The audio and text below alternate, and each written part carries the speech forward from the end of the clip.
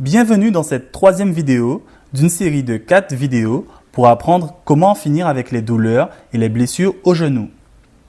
Dans la première vidéo, nous avons vu quelles sont les blessures du genou les plus courantes et que faire dans les 48 heures en cas de blessure au genou.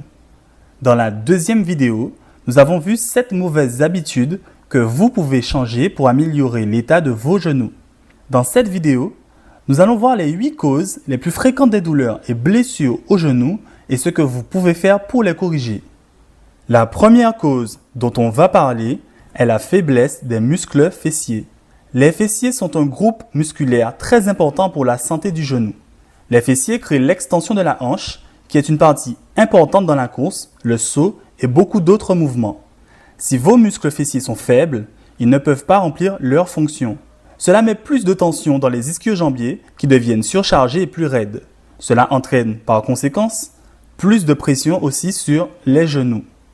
Des fessiers faibles augmentent le risque de blessure des ischio-jambiers ainsi que des ligaments croisés du genou et des ménisques. La deuxième cause est une chaîne postérieure faible. Votre chaîne postérieure comprend vos fessiers, vos ischio-jambiers, les muscles de votre colonne vertébrale, mais aussi d'autres muscles dans la partie arrière de votre corps. Souvent, notre chaîne postérieure est faible parce que nous sommes assis trop souvent et trop longtemps. Nos fléchisseurs de la hanche se raccourcissent et petit à petit, les fessiers, les ischio-jambiers et notre chaîne postérieure s'affaiblissent. Une solution pour retrouver des genoux sains est de redonner de la longueur aux fléchisseurs des hanches et de renforcer la zone postérieure de notre corps. La troisième cause est une faible mobilité de la cheville. Si vous n'avez pas suffisamment de mobilité à la cheville, votre corps va compenser en augmentant les pressions sur l'articulation voisine, c'est-à-dire le genou. Donc, améliorer la mobilité de votre cheville en flexion et en extension va réduire les tensions sur l'articulation du genou. La quatrième cause est une faible mobilité de la hanche. Comme avec la cheville, un manque de mobilité dans la hanche va augmenter les pressions sur l'articulation du genou, mais aussi sur le dos. Ainsi, lorsque vous vous accroupissez, votre genou et votre dos compensent la raideur de vos hanches et se retrouvent en surcharge de travail. Le genou est en surutilisation, favorisant les tendinopathies. Par exemple, lors d'une réception de saut, c'est-à-dire un atterrissage, une mauvaise utilisation des hanches et des fesses vont placer un important risque de déchirure ou de rupture des ligaments croisés antérieurs. La cinquième cause est une mauvaise proprioception. La proprioception est en résumé la perception consciente et inconsciente de notre corps dans l'espace. Grâce à elle, on peut tenir en équilibre.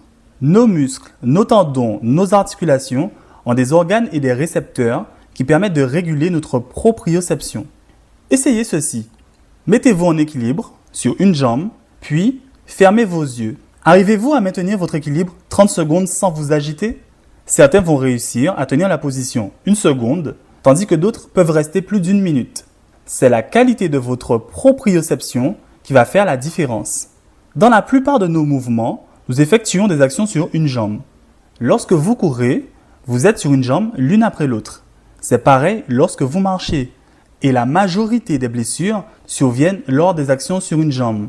Par conséquent, améliorer la conscience de votre corps dans l'espace, c'est-à-dire améliorer votre proprioception, peut vous éviter bien des blessures.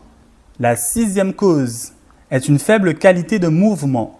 Des genoux qui vont vers l'intérieur lors d'un atterrissage de saut, des genoux qui partent trop en avant lors d'un accroupissement et tous les mouvements de mauvaise qualité causent de sérieux problèmes à vos genoux.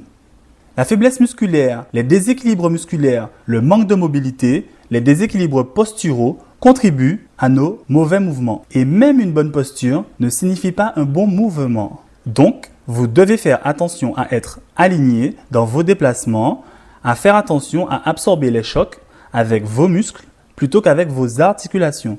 Avec le temps, cela deviendra automatique et la qualité de vos mouvements vont s'améliorer.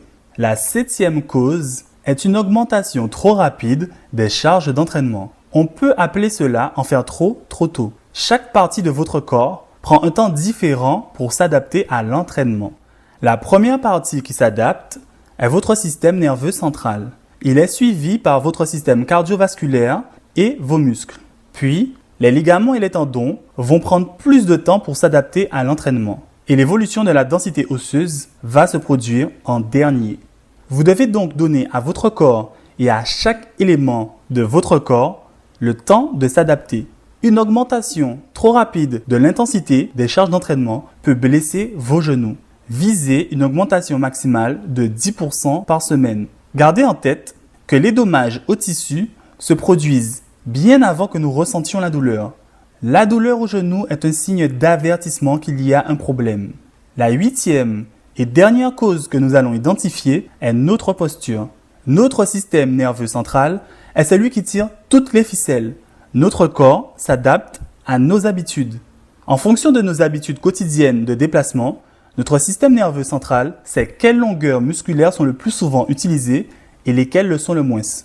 Et comme notre système nerveux central veut nous protéger contre les blessures, il nous empêche d'étendre nos muscles au-delà d'une certaine longueur. Malheureusement, cette adaptation a un effet secondaire négatif. Elle nous empêche d'atteindre une qualité de mouvement élevée, donc plus nous continuons avec des mauvais mouvements et plus nous dégradons la qualité de nos mouvements et notre qualité musculaire. En améliorant notre posture et nos positions en mouvement, nos habitudes quotidiennes, nous pouvons améliorer la qualité de nos genoux. Nous venons donc de voir les 8 causes les plus fréquentes des blessures aux genoux. Dans la dernière vidéo, nous verrons comment vous pouvez obtenir des genoux plus sains et plus forts avec une méthode étape par étape. Pour terminer, j'aimerais que vous répondiez à une question. Avez-vous pu identifier une ou plusieurs des causes que nous venons de voir et qui peut s'appliquer à votre situation? Si oui, quelles sont-elles? Laissez-moi votre réponse dans les commentaires ci-dessous. Merci et à demain pour la dernière vidéo.